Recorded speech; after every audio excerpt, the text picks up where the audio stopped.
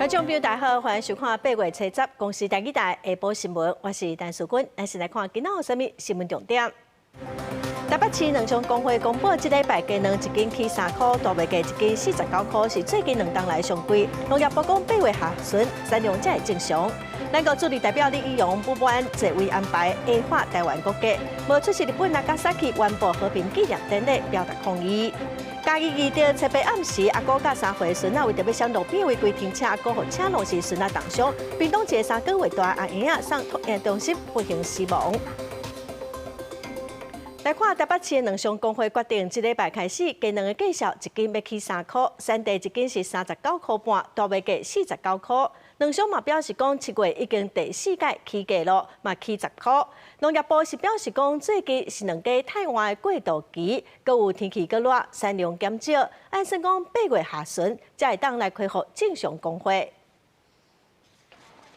拜一菜車休市3角湯賣雞卵的檔繼續營業，生意佳雅。台北市農商公會前一天才宣布，這禮拜開始雞卵的價數1斤要起3塊，產地價數來到39塊半，大尾價數是49塊，創2年來新高。還是要買啊，因為家裡都有在吃啊，對啊。所以價格怎樣還是會買啦？還是會買啊，以前找到60幾還是有買啊。這間已經開3代卵行，白卵、細選卵、土雞仔卵，甚至烏骨雞卵攏有賣。總經理表示，為7月份開始，卵價就起3擺，這間是第4屆，起要10塊銀。那後手產量閣無夠，恐驚會影響到中秋月餅的供應。我們現在最擔心就是中秋節的糕餅業的旺季，跟學生即將要開學這件事。對啊，但也是希望說天氣的因素啊，或者是產量的恢復，能夠再去補給這個缺額。這樣。產銷資訊顯示，目前雞卵一日的生產量差不多是123000箱。比頂禮拜減500箱，差不多是10萬粒，整體評估算是小欠的狀態。其實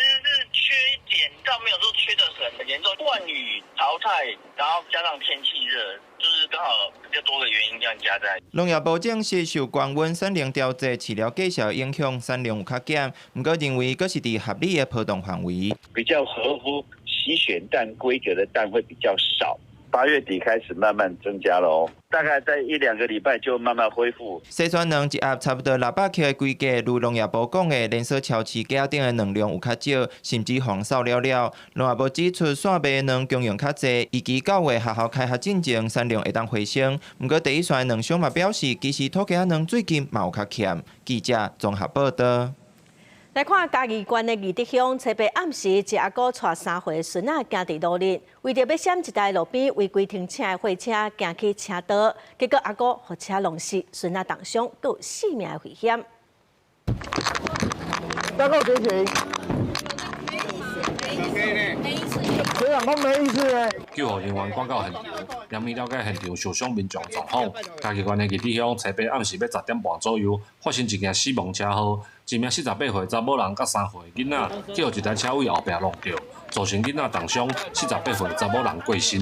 現場為自小客與行人發生事故，傷者2名，分別為女48歲歐卡及3歲男童，肢體受傷。給予救護處置後，接送往長庚醫院救治。爺來啊，哎，啊，一隻前我台車，囡仔一隻啦，對，啊，車都弄回一個，一個底下，一個弄到呀。車禍的發生是這對阿公甲孫仔為着要駛過路邊並排停車的貨車行去哩車道所引起的。根據警方的調查，賽車弄着人的駕駛無注意頭前的路況，違規停車的貨車司機嘛是佔用行車空間，兩邊的疏失才造成這站不幸的車禍。一名男子駕駛自小客車沿163線行駛，行經該路口時，因未依規定減速，且未注意車前狀況，撞擊當時在路口外側車道停留的一名女子及一名男童，兩人遭受撞擊後，再擦撞到路旁的違規停車自小貨車。警方表示，發生車禍的所在陸地國光，賽車的車主哪會無看到車路頂的2個人？伊經過檢測，無飲酒也是極度賽車的狀況。目前針對車禍發生的原因，還有肇事的責任，都需要詳細來調查。記者林慧婷嘉義報道。再來看屏東市一間托嬰中心傳出講有3個月大阿嬰仔困倒的時，煞骹手反烏，無心跳，送病院搶救3天，嘛是救無回來。這個查甫阿嬰仔初3才送去托嬰中心，初五就發生意外，感謝和咪照配合適是照顧的疏失，即縣政府跟警方各會調查。所以你們知道那個小孩子的事情？不太方便，不太方便。謝謝。工作人員講無方便，嘛無願意接受採訪，後來就甲鐵門放落來。屏東市疾病統計中心傳出初五有囡仔發生重大意外，統計中心第一時間趕緊甲囡仔送病院，然通報主管單位。屏東縣政府社會處證實，這名查甫翁仔佇初八就不幸死亡。營運都正常。都正常，他們就是生意很好，因為他們是有嬰兒的，對啊，但是滿月之後就不會了。在8月5號的下午4點左右，由私立托嬰中心主動向我們做通報。那我們一接到通報之後，就啟動重大的一個兒保事件的一個調查，確認這應該是一個重大的一個照顧疏忽的一個案件。根據縣府調查內容，這名翁仔初三家長才送到托嬰中心，無想到初五下晡困到了，工作人員發現翁仔四肢反烏，心臟嘛無咧跳，趕緊敲電話送病院。經過3天急救無效，初八查甫翁仔死亡。初步調查懷疑是和咪配合適，當時照顧人員是毋是有過失？警方和檢方閣咧進一步釐清，並由專案人員報請屏東地檢署檢察官指揮偵辦，全力釐清事實真相中。本案依涉及兒少福利與權益保障法。這間私營的托嬰中心在2005年立案，規定會當收89個嬰仔，因過無違規記錄。縣長周春米已經慰問家屬，嘛強調縣府後續會等調查結果出來，若托嬰中心有過失的部分，一定會依法追究。記者柯明哲，屏東報道。來看台股7月底大落哦，頂禮拜閣再起登來44000點，今仔嘛受到美國科技股大起的帶動，早起電子寬達股嘛大起，盤中是起將近1000點，嘛閣再起破45000點，收盤是起702點，指數是收跌44928點。今仔早起日本的股市嘛大起1300多點，韓國嘛起2%。台股的電子寬達股是大起，台積電、鴻海、聯發科等大型的寬達股帶動，大盤嘛閣再起破45000點。另外，台股的處置股新制度今仔實施，處置期原則上是對10日度縮短做5日，每2分鐘來敲尾賣一解。新制度實施了，就有11間公司的股票提前來解除處置。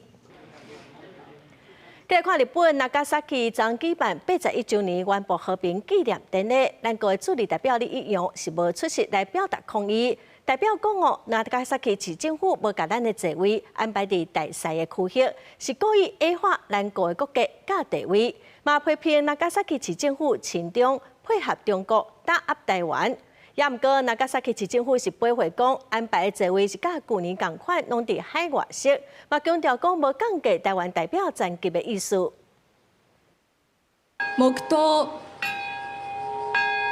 日本長崎市初五舉行81周年原爆和平紀念典禮，首相高市早苗親自參加，各國政要書記也攏受邀請。嚴過咱駐日本代表李勇無來，也發抗議聲明講，長崎市政府把咱方的座位安排佇咧書記團區域以外，挑工矮化咱國國家甲地位。雖然降低層級，由駐福岡辦事處處長陳明順參加，李勇批評長崎市政府態度親中，配合中國打壓台灣，讓人感覺遺憾甲失望。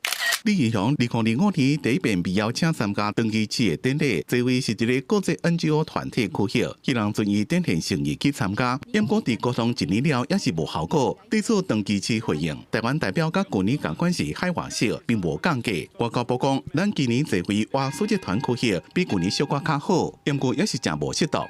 對於長崎市政府受到中國的壓力，使得今年和平紀念儀式對我方的安排尚有欠妥之處，外交部仍表遺憾，將持續透過適當的管道向日方說明我方立場。甲李義勇2年去參加廣島市典禮比起來，攏是甲其他國家書記坐同一區，可以過規格禮遇。學者認為，日本政府最近對於台灣問題的態度較謹慎，可能甲主導對中關係緩和的外部性態度有關係。11月的 APEC， 日本外務省希望可以利用機會來緩和現在非常緊張跟惡化的中日關係。日本官方最近對台灣的發言會相對比較保守，可是不代表對台灣的政政策是有所改變。學者認為，李義陽主要是要讓外部省了解咱法嘅立場，並唔是針對公司造謠。不過，在這麼日本希望會當促成11屆中國加日本嘅會談，所以台灣加日本嘅關係是唔是有變化，咱就要繼續觀察。記者綜合報道。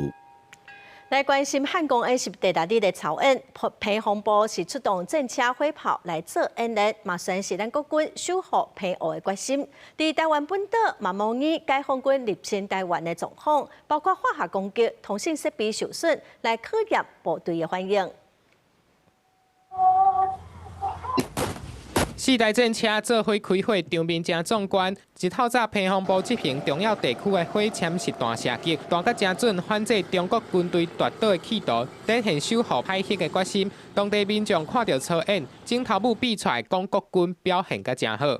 拍了有準啊！有準啊！本島的操演部分，國軍加入中國軍隊反台情景，模擬對花蓮地區放化學戰劑來做污染，可見部隊的應變能力。官兵掛防毒的面罩，搶救中毒的傷員，送去甲病院。戰車同款向污染化學兵部隊投入重型的消毒車，也閣有消毒器來做消毒，甲戰力保存落來。戰爭的時，通訊網絡常常向破壞，影響部隊的聯絡。通知部隊接到桃園地區出現光纖電纜受損，展開野戰搶修，確保在戰時指揮管制系統的韌性。若部隊在前線操演，會了真儕體力，咧負責發到駕駛的官兵，嘛來演練在咧野外來做主將，機動的分送運輸到戰術的陣地，讓官兵會當吃好飽。國軍唔但透過實戰化的演練，嘛要來投入預算提升部隊的戰力。年度的國防預算有5萬，會使閣超過 GDP 的3%，而且是頭一屆超過1兆，整體達到1兆1000億。去批評立法院黨預算、黨國防預算、黨社福預算，事實上都已經證明在明年度的預算並沒有發生這些事情。那我就想請問一下行政院，要不要向立法院正式的來道歉？我們對於社福跟國防列為國家發展的重中之重，立法院只能夠監督審查預算，請尊重行政部門的憲法權限。另外，日本戰略研究論壇甲復合會初九頭一屆舉行台灣、日本、美國政經模擬推演。美國退役海軍少將蒙哥馬利就警告，台灣全社會防衛淪陷的挑戰已經超過國內自身的範圍，需要甲美國、甲日本加強合作。Almost 95% of our trade moves over the seas, so our ability to safely navigate waters and guide merchant ships to provide relief usually lies in the hands of the Coast Guard and the Navy. 針對台灣面對着封鎖的威脅，蒙哥馬利認為，若要運送到物資去封撻掉的所在，就需要來維持安全的航行。所以，這屆的政經推演將重點放在咧事前的規劃，確保跨國合作作戰的能力。記者綜合報道。已經8月了，立法院目前是閣在審今年度的中央政府總預算案。本地按算講，這禮拜要進行第3輪的調研協商，並8月來表決。調研嘛望講，甲保留案減少到100件以內。也毋過，那也是強調講，國會是合理監督，重要是行政部門得愛有溝通的誠意。民進黨團是呼籲在野黨撤回無合理的台獨案，讓政府會當來正常運作。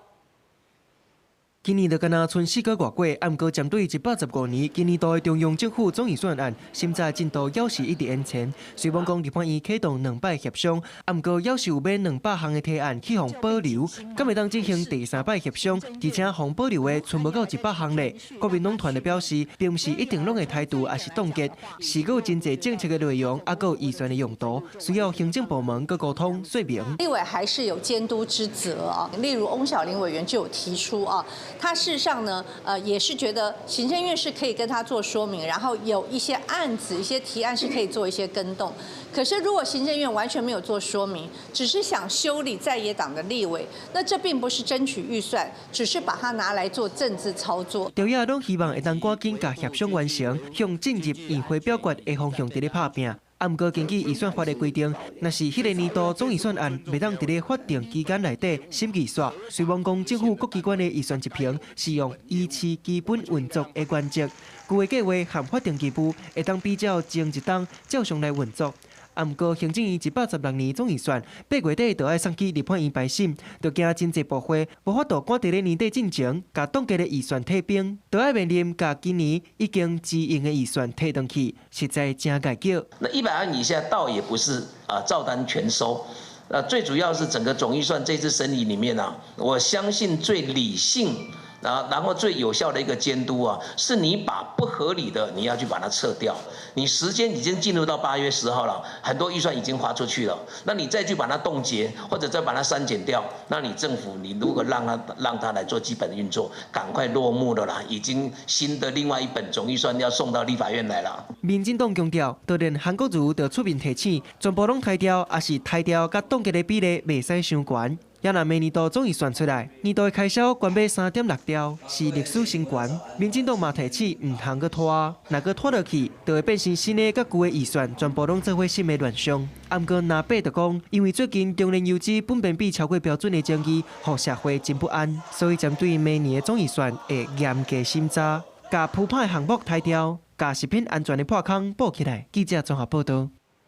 來看主計基金會佇新冠疫苗採購案防詐騙11月，有民進黨的立委就指出講，迄當時是立委台北市長蔣萬安捌召開秘密會議，明明伊了解政府採購疫苗的進度較困難，卻對外講政府在阻擋疫苗。蔣萬安早起是指出講，當初的秘密會議資料有2/3攏盜污，所以當時又要求衛生福利部就要完整來公開合約的內容。蔣萬安是閣批評講，民進黨對疫苗甲毒藥案一路硬拗暗卡。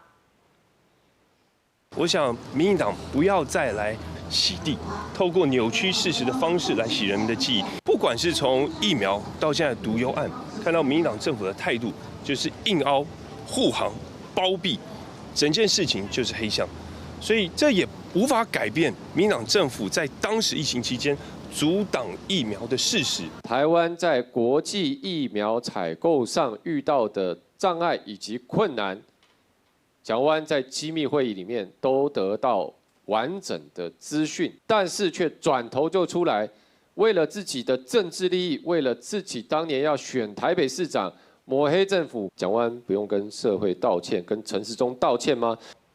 民進黨的發言人嘛指出講，迄當時衛生福利部部長陳時中嘛提醒各界，就愛特別注意疫苗的看鈎啊。嘛公開呼籲講，若無法度提出完整的授權證明，攏可能是詐騙。也毋過，國民黨說一直抹黑，伊是認為講，當初為着家己政治利益的政客，應該就愛付出代價。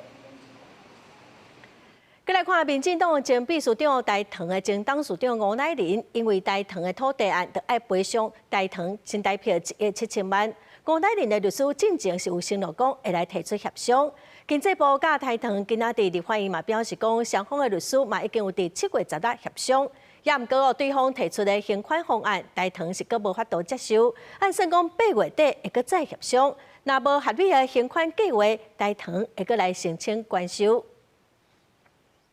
那麼，基於促使這個債務人出面協商清償債務的管收的目的台糖公司在當庭應這個法官的訊問就先行的撤回了管收的申請，並且表示如果債務人沒有出面進行協商的話，會再次的向法院申請管收。有開始協商了，但是還沒有具體的結果。有預計下一次是什麼時候嗎？因為大家會擔心。還沒敲定，還沒敲定。是不是一直拖延？不會，我們會壓迫他們，盡量能夠提早跟我們一起協商。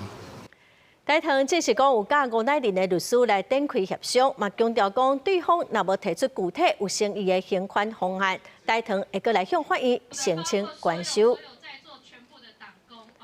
再來看針對中聯問題預案，今仔日立法院在野黨的立委是質疑台糖誠做是國營企業，無用駱客觀的標準來主動通報。也毋過台糖是強調講，目前的法規規定講，本片比鈔票的粗油，因為是只是原料，毋是產品，所以毋免通報。有國民黨的立委是建議講，這應該愛修法。小蘇嘛表示講，會閣來討論。台糖5月向中聯買粗油，驗出伊個低干部苯邊比過懸。雖然台糖拒收，毋過在野立委也是質疑是安怎無通報。請問台糖5月所發現有沒有通報地方衛生主管機關食藥署？跟我們報告沒有。你這行攏無就對啦。因為它這個不是通報現在的食安法規定所要通報的項目，它不是。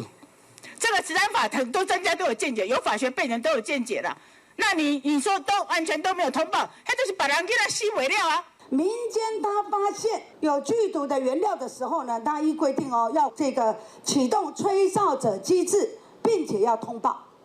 那反觀我們全國最心愛的國營事業台糖，現在是默默退了貨，至少門前雪。後續如果食安法修正大院通過的話，我們當然是依法辦理。衛福部甲經濟部堅持粗油只是原料，也毋是產品，所以照現行法令免通報。不過在業立委認為，國營企業應該愛對食品安全更較關注。它不是成品，不是一個食安法管理，這個是確切的。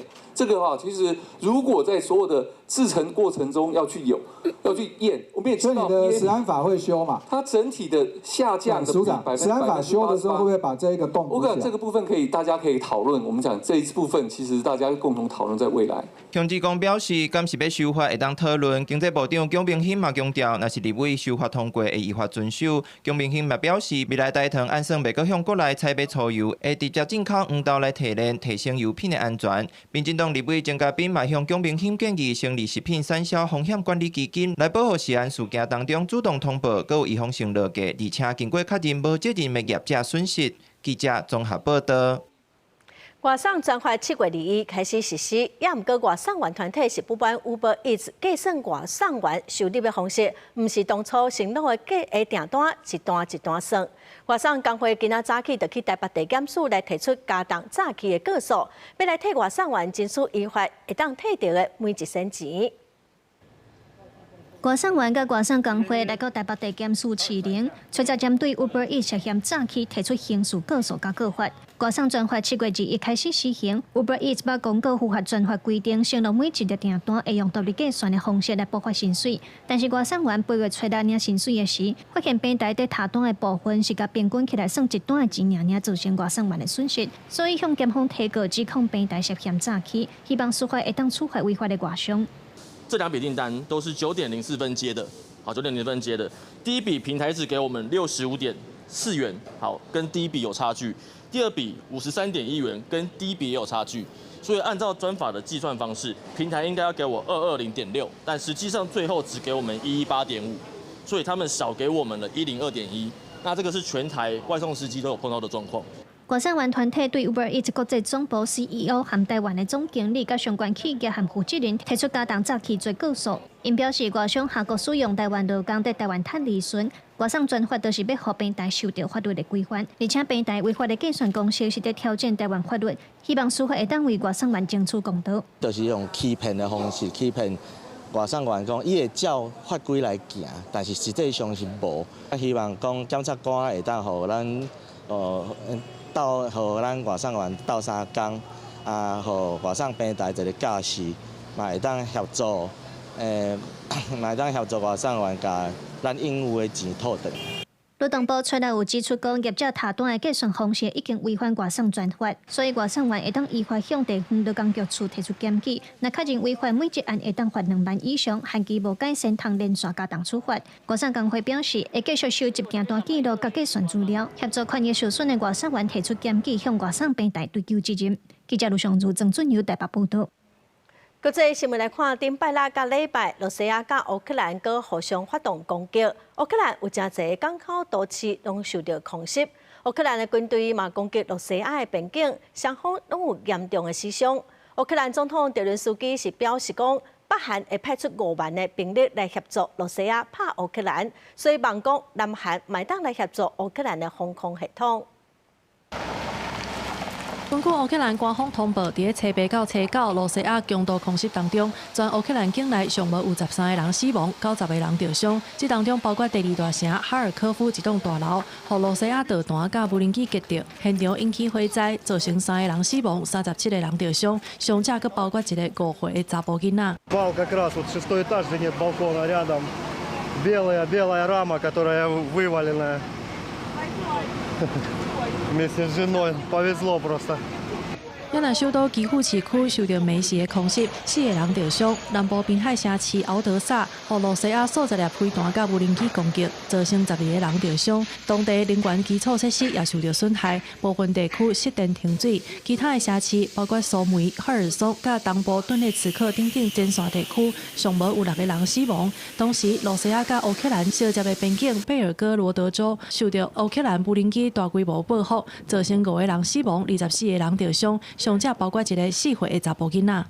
烏克蘭總統澤倫斯基初稿表示，北韓會派出上濟5萬的兵仔支援羅西亞侵略烏克蘭，以呼籲南韓提供協助，尤其是烏克蘭需要的防空系統。澤倫斯基強調，烏克蘭境內已經發現一寡北韓做的飛彈。根據各國情報機構調查，目前北韓佇羅西亞部署的兵仔差不多有9500個到1,000個。烏克蘭情報單位指出，對2024年北韓參戰以來，北韓軍隊包括死亡的甲受傷的已經超過7000個，其中2251個人死亡，4807個人受傷。另外一方面，烏克蘭已經甲美國達成一項每個月定期提供愛國者防空垃圾飛彈的協議。不過，澤倫斯基講，這個供應量猶閣無通應付對防空的需求，呼籲有相關庫存的歐洲國家愛放出更較濟防空資源。原來日本、南韓甲以色列同款有真好的防空武器的產能，也毋過日本甲韓國因為受到國內法規甲憲法的限制，目前也無通向烏克蘭提供防空武器的援助。公司新聞景元慶編譯。再來看加拿大西部BC省的葡萄酒的山區，佇初7火燒，因為風真透，火勢炭了真緊，有2萬個人撤離。當局宣布講進入緊急狀態。另外，佇西班牙東部的加蘇迪倫省，初9嘛因為樹林大火，有700個民眾撤離。阿爾巴尼亞中部的克魯亞山區嘛因為有人燒火導火，愈燒是愈嚴重。今年熱浪已經發生幾啊屆的樹林大火，損失真嚴重的法國。嘛宣布講掠到420個嫌犯。加拿大西部的卑詩省山區野火是燒甲真猛，看過去是規片着災。在地報道山尾，佇咧初7傳出野火，風閣真透，火炭愈緊。附近的塞莫蘭、皮奇蘭，還有奧肯納跟烏西平，是攏成着災所在。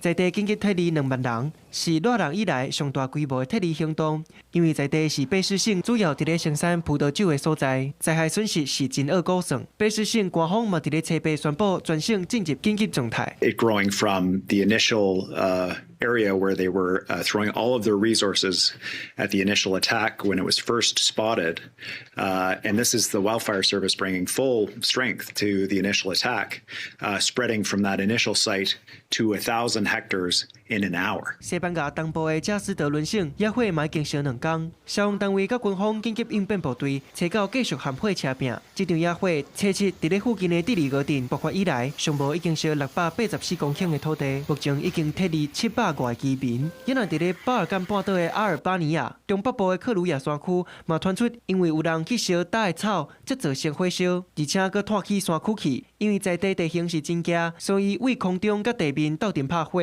政府嘛出動軍方的直升機協助地面消防人員控制火的局勢。官員嘛呼籲民眾配合撤離。Bashkëpunojnë me forcat policisë, evakuoni me një banesat tuaja. Kjo është për jetën tuaj, për jetën e familjarëve tuaj dhe për jetën e oficerëve të policisë të cilët duan më të mirë për ju dhe familjarët tuaj。從熱浪以來，已經發生真濟野火炭燒的法國，當咧積極追查火燒的原因。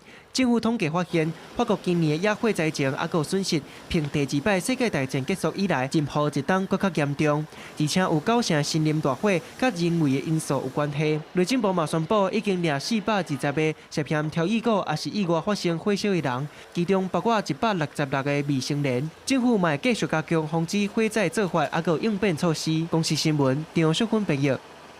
再來看風台北海地佇初9已經登陸中國的浙江，華東沿海是透風落雨，上海有真濟所在攏會做大水，嘛有上千個航班取消，超過100萬人撤離。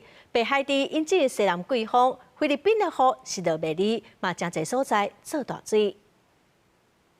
大鷹一直拍起海岸海影區的線懸懸，今年掃去到中國威力上強的北海地風台，初9要暗暝5點30分左右，佇咧浙江省東部的玉泉市附近來登陸。中國華東規個是透大風、落大雨。上海市區規個是做大水，這水已經超過人的骹肚啊，閣有真濟車攏吊車，浦東也閣有虹橋機場上清的航班撲掉，交通大亂，真濟民眾出門感受到風雨，就去用吹甲東倒西歪。這粒北海池風台，和浙江、福建也閣有上海唔敢放電。當局發布水防山警告，小煞幾個暗暝，甲山區的居民撤離，規個華東地區已經疏散超過200萬人。剛剛在那個江邊的時候，直接是人被風刮着走的。我們是滯留在這裡的，我們是前天晚上在浦東機場，然後呢，昨天在迪士尼，然後今天是航班取消的。中國的氣象預報就報講，車閘包括浙江、上海、福建的北部、江西的東北部，也閣安徽的中南部、甲江蘇的大部分地區會落大水雨。浙江中部也閣有東部的部分地區，雨量有可能會達到250到500米里。若中國災情真慘重，北海池嘛帶來西南季風，和菲律賓嘛對咧落大水雨，真濟社區水淹到大腿，民眾敢會使撩水，趕緊來撤離。Kaya hanggang kagahapon po nasa hita ko na po nung nag-evacuate po kami。菲律賓災區已經有上萬人帶入去到避難所。氣象預報就報講，北海池會繼續往中國的內陸行入去，各地嘛是要繼續注意會做大水。公司新聞4派選朋友。再來看，昨苗栗3義有一個83歲老大人賽車，煞凶失控去弄到路邊的3台車，嘛甲店家玻璃門攏弄破，甲再是無人着傷。另外，伫大沙線的三灣鄉有一台轎車在駛彎的時，可能是落雨天哦，所以路真擠，去弄到電火條，坐佇駕駛邊的乘客過往，駕駛嘛當場昏迷。電眼翕到這隻烏色的轎車停佇咧路邊，車主處理的人當要去哩車頂，這時車向弄位頭前，另外3隻轎車攏着坐，弄個力是有夠大，互現場如蒼蒼，閣有車互弄去邊仔的面單，規個玻璃門脆糊糊。好佳在其他的人攏無安怎。有一桌客人在那門那邊，幸好客人都10幾個人都吃完剛走。結果就撞進來，好像一個人都沒事，這樣。這個連環燒弄的事故，佇咧車到下晡3點多發生。苗栗3期的水米街，迄時83歲姓鄭阿伯，賽車要載處理的人去買物件，臨時停佇咧路邊。迄時處理的人準備要去哩車頂，唔知啥物原因，車向弄位頭前，佮加上這個阿伯敢若真緊張，才造成這個意外。警方就表示，駕駛的酒測值是0，而且伊有配合高齡換駕照的規定，駕照條件攏真正常。所幸未造成人員受傷，駕駛無飲酒情形，詳細事故原因仍需調查釐清。另外，佇咧苗栗3灣大三線96.5公里處，車道嘛發生一陣死亡車禍。電眼翕到一隻白色的轎車經過彎道的時陣，向失去控制，弄到路邊的電火條，弄個力嘛是真大，互車的頭前規個攏壞去，車內2個人嘛掉佇內底。經破壞器材脫困後，該患者為歐卡及左腳踝骨折，救護人員立即給予 CPR、AED、頸圈及常備板固定，送往圍攻醫院救治。警消接到通報，趕去現場，把車破壞，把人救出來。迄時副駕駛座頂頭22歲查甫人已經無性命現象，送去病院搶救，還是救袂回來。因那駕駛是當場昏迷。警方就調查這2個少年的查甫人，迄時為頭昏要駛去西潭，經過這個路段，可能是因為落雨，路傷骨，才會失去控制，家己弄到。行經事故地點疑似天宇車輛打滑，自撞路旁燈桿基座。婦男送醫後不治，林男受傷昏迷中。警方就表示，駕駛是食毒還是啉酒賽車，要個等待抽回檢驗。詳細過程要個等待進一步調查。嘛提醒民眾落雨時陣就要注意路況。記者綜合報道。來看今年的國慶煙火哦，要佇台東舉辦，地點是選在106年嘛，放過國慶煙火避南溪出海口國家濕地。也毋過有環保團體就表示講，佇106年的時，因就要求講應該愛換地點，避免去影響到野鳥的生態地。今年伊嘛呼籲講應該愛重新來評估。頂禮拜地上大坡地有熱氣球的光雕表演，講到舊年因為環保團體去做監測，講活動中的光也個煙火炮聲。甲高聲大坡地南仔地野鳥甲驚走，若今年鄉公所就依照環保團體建議改做是水母，同款是吸引真濟民眾來觀賞，而且嘛監測到野鳥的生態無受到干擾，同款是留佇咧南仔地無離開。那公所也因應保護這樣的一個生態環境，來宣示說我們不在大坡池釋放煙火。若今年雙十國慶的宴會要佇咧台東來辦，地點是甲106年同款，竟佇咧卑南溪出海口國家級染仔地的附近，是野鳥真重要的生態地。地方的保育人士表示，頂一屆已經要求要改變地點，毋過這屆佫竟佇咧遮，還有政府就要認真評估對生態影響。我覺得第一個是位階的定義，如果它是國家級濕地，釋放煙火，它應該要有一些科學數據的佐證。縣府講，今年的國慶宴會活動籌備會已經做觀賞區，若放宴會時間嘛有做調整。觀賞的地點今年有調整，我們今年調整在國際地標，釋放時間的長度有縮短一點，我們半小時。縣府講，國家公園署預計伫禮拜3要來召開國慶宴會的相關環境影響評估的會議，會閣來做更較儕細節的討論，盡量降低對生態造成的影響。記者綜合報道。中華溪湖有一個民眾佇網絡拋出一段監視器的畫面，有一個查甫人佇暗時雄雄來試因兜的電鈴，互厝裡人攏驚一跳，嘛去報案。調查發現講，這人今年要選里長哦，想要來拜訪，也毋過暗時大家攏會休困咯，嘛造成困擾。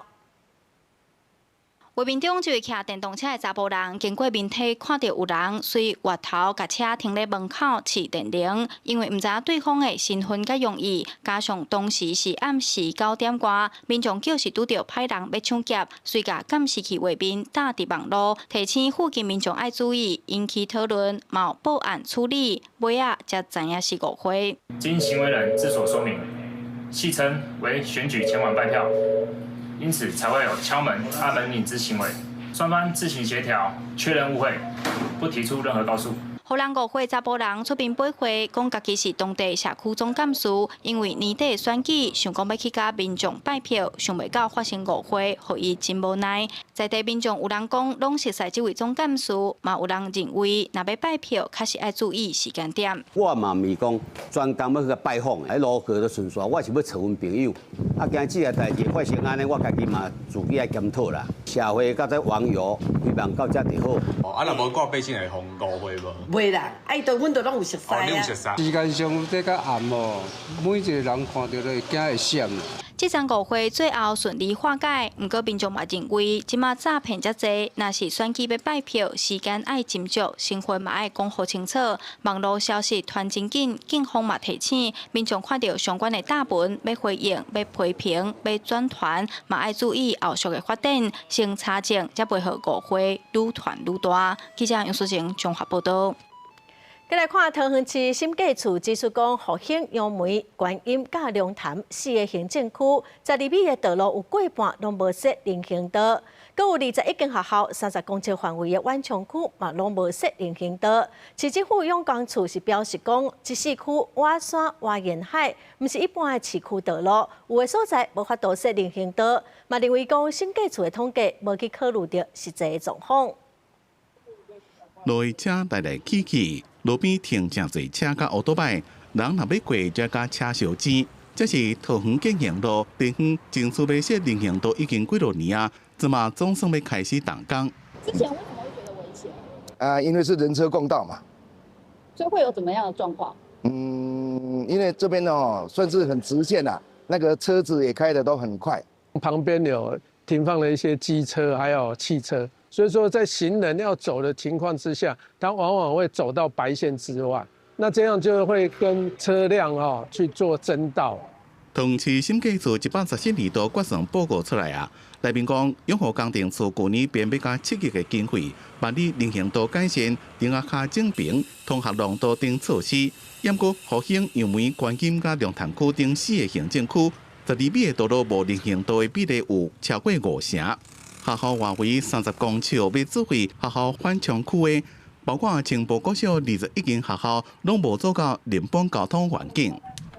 人行道的普及率也從原本的48%到114年10月的時候是59%，增加了約11%。陽光處講，桃園市人行道總長度自110年底980公里，到114年10月底已經是1286公里，總共增加306公里。通學廊道改善按算115年完成120間學校改善。另外，對審計署提出4個行政區有超過一半12米的道路無人行通道，主要是山區、沿海地區這寡非市區的道路，因為地形的限制，要設實體人行道無啥容易。了後也會繼續研究安怎增加。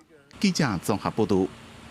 再來看花蓮歷史建築福州1號、2號橋，10月當前因為要起日出大道，所以到刷到附近的空地。花蓮縣政府即馬按算講要甲這兩座橋刷到南濱疏洪地內，要來正做是景觀橋，那麼做伙來看賣。1931年就起來花蓮市福州1號、2號橋，在2013年就要予文化部核定做是歷史古蹟，不過迄時縣府認為程序有問題，所以撤銷原定古蹟的行政程序，降做是暫定古蹟，讓在地真濟民眾去哩街頭抗議。這兩座福壽橋呢，命運非常坎坷。在2013年的1月11日呢，由文化部這個文化資產局呢核定成為花蓮縣的歷史古蹟哦。但是到了2013年的6月4日花蓮縣政府呢依這個程序有問題呢，撤銷了福壽橋縣立古蹟的行政程序，並降為暫定古蹟。那同年呢，也隨着日出香榭大道的這個計劃，就是啟用。那兩座橋呢，就進行了孟母3遷的計劃。去互拆去別家的福州1號、2號橋，這麼多年來，互等佇咧殯儀館頭前的三角公園了後，閣互刷去南濱公園頭前。最近縣府想要甲這兩座橋刷來當咧起的南濱澆水池和步道來結合，未來會當提供民眾休困使用。因為這個橋梁我們都是採用這個精準切割的方式那有編號，所以我們再移過去最終的位置組裝。那可能有一些民眾看到說，這個橋怎麼在這個入口的地方不見了那是不是縣府把它拆除掉其實不是，我們是移到我們最終的位置去安放。真濟在地民眾認為，福州1號、2號橋會當佫利用，當然平等佇咧遐佫較好。不過嘛，煩惱這個橋修理的手路會破壞老橋的面貌。不過建設處就表示，工程的方式會經過文資委員會審議了後才佫進行。記者綜合報道。台南市政府審計處指出，講文化局針對市內7個古蹟有收門票，統計顯示，講去年參觀的人數是比去年減19萬人。文化局是解釋講，去年受到風颱影響，佮加上有真濟古蹟部分攏會徵收，遊客才會變少。來台南除了去吃美食，嘛有人會去看古蹟。一透早就真濟遊客排隊等要買票去參觀。根據交通部觀光署統計，來府城佚佗的，去年比前年增加2倍。就算人有增加，不過審計處統計，文化局的赤崁樓、安平古堡等7大收費古蹟景點，去年和前年來遊客煞減19萬人，門票收入嘛對咧落。遊客數下降3.6%，那尤其是以赤崁樓文化園區下降的最多，可想而知海神廟的修復在去年的狀況，但今年已經修復完成。旅遊服務中心的部分也要求文化局趕緊盡速來完工，讓我們整體的赤崁文化園區的最後一個拼圖以及地下停車場能夠加速完成。明代特別點名赤崁樓，因為修復工程影響到遊客入園的意願，唔望未來第2期工程和旅服中心完工了後，通加強觀光宣傳和文創商品的策略。另外，其他古蹟內面嘛是有成長的。像山上輝恆水的博物館、遮頂化石園區表現攏袂歹。這幾年我們也開發了眾多的課程，包括像是攀樹，或者是蜂農體驗等自然課程。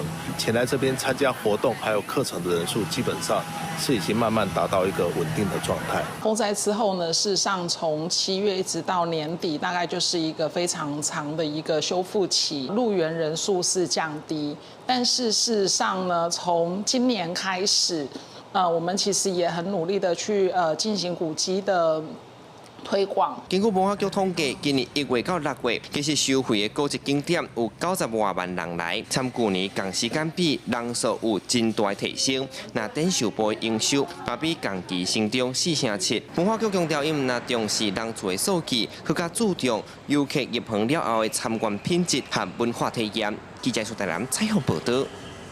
最近有民眾翕到講，有人專工載食食去高雄的壽山飼高山仔，國家自然公園管理處就表示講，這是違法的行為。烏白飼高山仔一擺會當罰3000塊，賣當連續來處罰。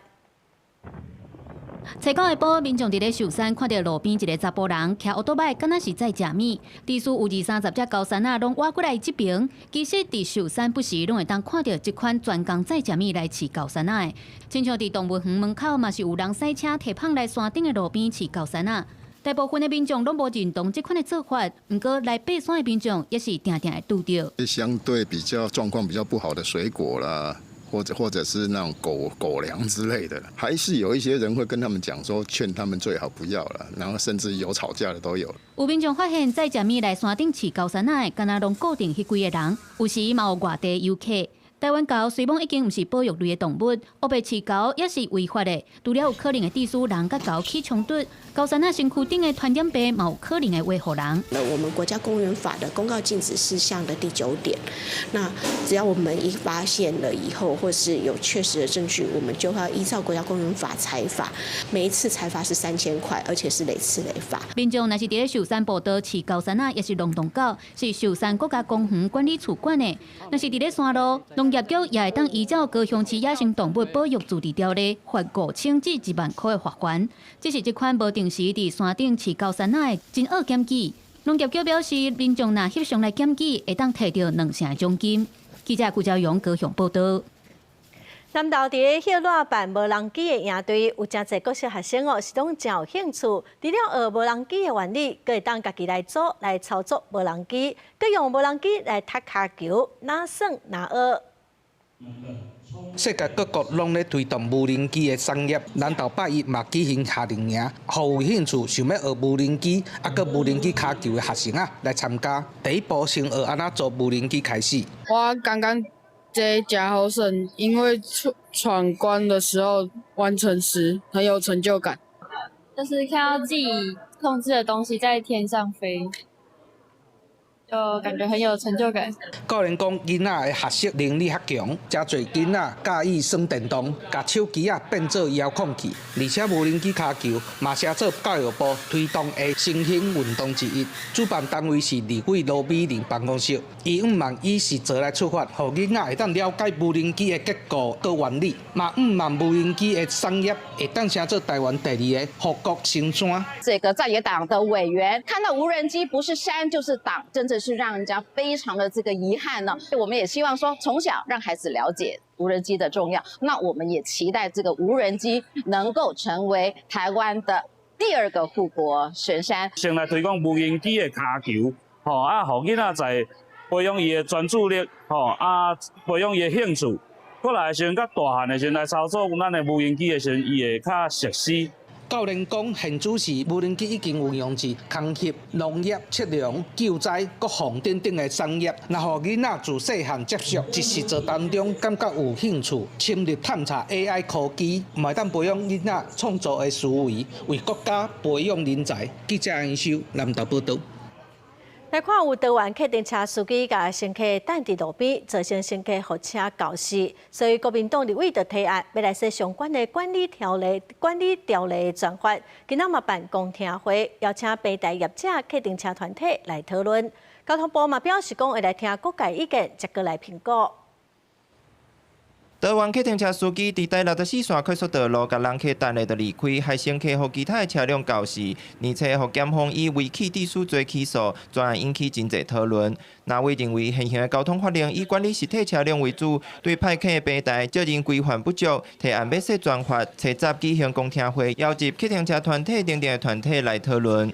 平台派遣的部分，他們不需負責任，那把全部的責任都轉嫁車行，比如說車禍事故啦，或者是其他罰單，全部都是車行在負擔。建議說，是不是需要把這個東西來納管？在計程車這個行業裡面，這2個是最重要。我再強調一次，消費者的安全、消費者的權益，還有駕駛的權益。客運車團體普遍認為派遣的平台得利，不過出代誌刷掛無事牌，根本無合理。不過業者嘛有話要講，應該和實際的權限和權責相符。如果今天要增加平台的責任，那同時應該檢視平台所具備的管理權限以及現在整體的監理架構。我們都依法已經繳交營業稅，若需設置產業轉型或安全補助基金，建議政府依現行既有稅收撥補。學者認為，說轉化成本較懸，科技的進步變動會真緊，建議為現行法令進行擴充管理。以它服務的性質來做重新的定義，然後來做管理，就是公路法及所屬的條例來擴充來管理。它直接連接的是計程車嘛，所以就是修正公路法的一個體系來做處理。那當然，大家有希望在增加納管的部分，那我們都還可以再做檢討。交通部表示，會聽各方意見，並估感受為現行的汽車運輸業管理規則來擴充的可能性，嘛會會動公路主管單位檢討車隊管理辦法，和叫車平台責任和義務更加明確。記者綜合報道。現在有真濟青少年會利用勞動部的台灣就業通的平台來找做線工的頭路，也毋過所發現講平台頂頭有暗班輪班的工課，嘛無限制年紀，甚至有一寡較高風險的工課，嘛攏無限制。勞工團體是認為勞動部有疏失，應該要趕緊改善。青少年打工專區為什麼會有正職呢？每天要工作8個小時，還需要急救？難道不需要證照嗎？想要去求職平台找一份檢的頭路，因講內底所有風險。有青少年看過勞動部台灣就業通網站平台了講，政府的網站內面竟然有真濟愛輪夜班，或者是愛執照、駕照的課，就連拍電鼓、工地搬貨這個高危險的工作攏有。當他們去找到這些工作的時候，他們基本上大家都跟他們說是五人以下的公司不用勞健保，但是他們也卻不把它保職災跟勞退基金。勞基法有規定，15歲以上也未滿18歲青少年，每個做危險性或者是對身心發展有損害風險的工作。若是也未滿16歲青少年，袂使佇暗時8點到隔兩天6點這段時間工作。因講勞團甲青少年社會團體30開記者會指控，經過修訂職安法，為保障青少年就業環境，只敢若做半途。青少年勞工會任意被扣薪，任意被減薪，乃至於各式各樣不合理工作的指示，所以也會造成青少年勞工相對於成年人，反而他遭到職業災害的比例更高。學者講，青少年就業的困難甲風險是成年人的2倍到3倍，因為社會經驗無夠，對風險的感受較弱。青少年也是常常被剝削的勞動群體之一。勞動部在專區的這個職缺也建置了職缺審查跟警示的機制，我們也會邀請民間單位團體一起來討論網站功能的這個優化。勞動部講，台灣就業通平台確實也有一寡所在要改進，勞動團體也建議平台要明確簡單的區分，並且表示每一個課資格甲條件，也有職安風險。也依照青少年的實際年紀、求職的需要，提供適合課的資訊，保障青少年勞動權益，也提高媒合的效率。記者綜合報道。做回來關心天氣哦，北海的風台已經離開台灣，也毋過受到西南風甲低壓帶影響，未來這禮拜各地天氣嘛是閣無介穩定。中南部有可能會落陣雨，也是落雷公雨，其他的所在過道嘛有可能會落西北雨，無落雨的時陣哦會較濕較熱。前幾天受到風台北海底外圍環流的影響，北部的風雨真大。氣象署佇禮拜深夜已經有解除風台北海底的海上警報。不過氣象署表示，未來這禮拜的天氣要是較無穩定。拜一至拜四受到西南風的影響，拜五至禮拜受到低壓帶的影響。中南部會有局部短暫的陣雨，也是雷公雨。其他地區過道要注意西北風。今明2天在低壓帶跟西南風的影響之下，水汽偏多，中南部地區斷續下雨，南部地區有一些局部大雨的情形。而中午過後的午後雷陣雨，在北部像是山區跟大台北地區要留意局部的大雷雨。但是氣象署也講，無落雨的時陣，各地普遍會較濕熱。拜2至拜4，因為水汽減少，溫度會較懸。中部以北甲華東地區可能會有36度以上的高溫，尤其是拜2、台東可能會出現火燒風。週2到週4還是持續會比較偏高一些，中部以北這些地方可會來到36、37度左右的高溫，而在台東還是有一些焚風的情形，在花東的高溫可以來到36、37度左右。另外，氣象署也提醒，拜2至拜6是年度的天文大流，西南部、東北部甲東部沿海的地區要注意海水倒擊的情形。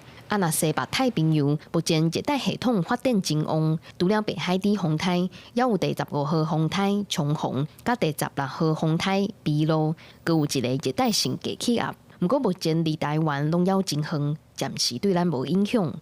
記者關佑基、謝桂玲台北報道。下晡晡的天氣來看各縣市詳細資料。北部地區上低30度，上懸36度；中部地區上低30度，上懸35度；南部地區上低30度，上懸34度；東部地區上低30度，上懸36度；華東地區上低29度，上懸34度。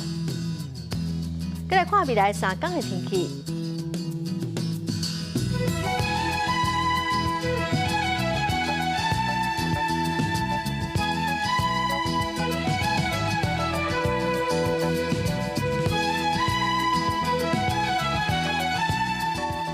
感謝觀眾朋友收看《公視台記台下晡新聞》，我是陳淑君，明仔載下晡3點，咱再會。